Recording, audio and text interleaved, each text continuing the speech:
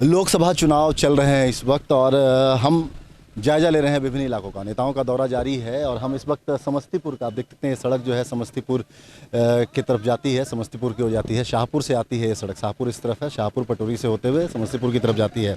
नेताओं का जायज़ा, लगातार लोगों का मिजाज परखने की कोशिश कर रहे हैं नेता भी, और हम भी जायज़ा लेने की कोशिश कर रहे हैं, लोगों से बात करने की कोशिश कर रहे हैं। और इसी क्रम में ये चक लाल शाही एक जगह है समस्तीपुर का, चकलाल शाही, जहाँ पर कुछ नेता बैठे हुए मिले, जो अपनी थकान मिटाने के लिए, चूँकि धूप जो है वो बहुत है और गर्मी बढ़ रही है, तो राजनीतिक मिजाज उससे कहीं ज़्यादा गर्म है और उस मिजाज को भांपने की हम कोशिश करते हैं। इस वक्त यहाँ पर हमसे मिल गए हैं बैजनाथ शाही जी हैं, ये पूर्व मंत्री रह चुके हैं और इस वक्त बीजेपी में हैं।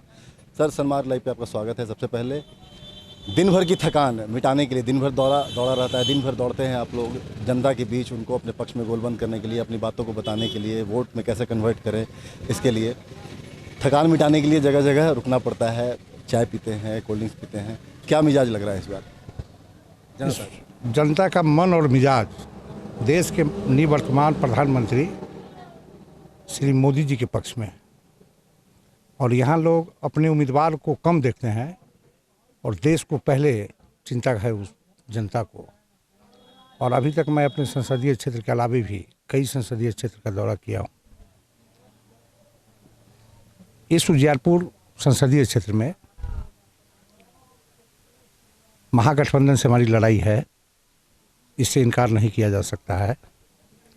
लेकिन जो आम पब्लिक है, उसका जो रुझान है, उस सब के सब लोगों का यह मानना है कि एक बार पुनः देश को बचाने के लिए और देश की उन्नति और प्रगति के लिए और दुनिया के मानचित्र पर अपने देश का नंबर 1 की सूची में डालने के लिए, पहचान बनाने के लिए श्री मोदी जी के पक्ष में ही हम लोग मतदान करेंगे।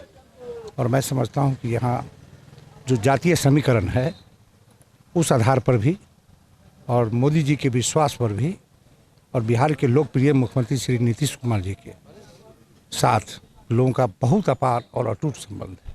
ये जातीय समीकरण की अगर बात आती है तो बहुत तरह की बातें आती है, खासतौर से बिहार और झारखंड और यूपी, इन 3 प्रदेशों में जातीय समीकरण की बहुत ज़्यादा बात होती है और हमेशा इसको लेकर कहा भी जाता है कि जातीय समीकरण से ऊपर उठकर वोट करना चाहिए, क्योंकि ये जो चुनाव होते हैं किसी भी चीज़, चाहे विधानसभा का हो या फिर लोकसभा का हो, ये क्षेत्र के विकास के लिए होता है, लोगों के विकास के लिए होता है। तो कब इन चीज़ों से ऊपर उठेगी?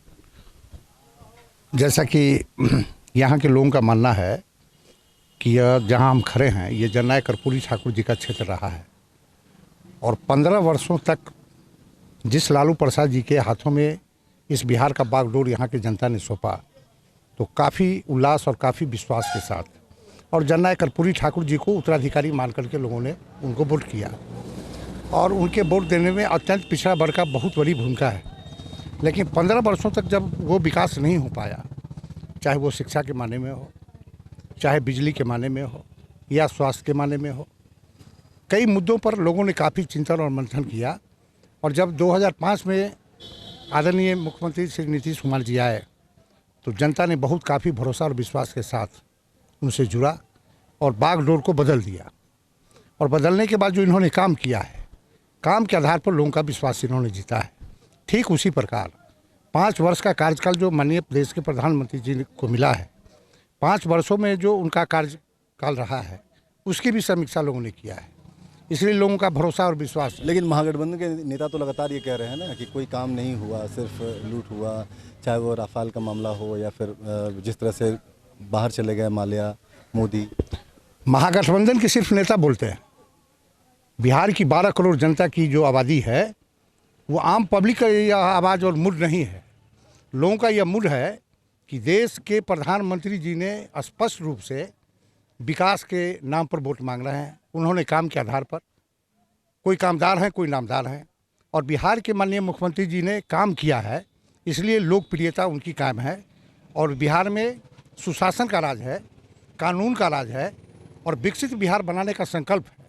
और उन्होंने ऐसा काम किया है एजुकेशन के माने में भी, छात्र को पोशाक की योजना देकर, साइकिल की योजना देकर। लेकिन सड़कों की हालत तो बड़ी जर्जर है। अभी हम आ रहे हैं पटना से, तो रास्ते में बहुत बुरी हालत थी सड़क। हम इस सड़क के बारे में आपको बता दें कि ये पहले सड़क PWD की थी, ये सड़क NH में परिवर्तित कर दिया गया। अब इस सड़क को 4 लेन में परिवर्तित किया गया है। मेरा मानना है कि बिहार की वो सड़क 15 वर्ष पहले आपने नहीं देखा होगा या देखा होगा, बिल्कुल देखा है मैंने। मैं हाँ, में तब्दीली थी। आज बिहार के किसी कोने से आप 5 घंटा के अंदर पटना पहुंच सकते हैं, और यह सिर्फ नीतीश कुमार जी और मोदी जी का ही, मेरा मानना है कि सड़क बनाने में उनकी बहुत भूमिका है। कितने कॉन्फिडेंट हैं इस बार लोकसभा चुनाव में? सिर्फ उजियारपुर की बात नहीं कर रहा हूँ, पूरे बिहार की और देश की बात।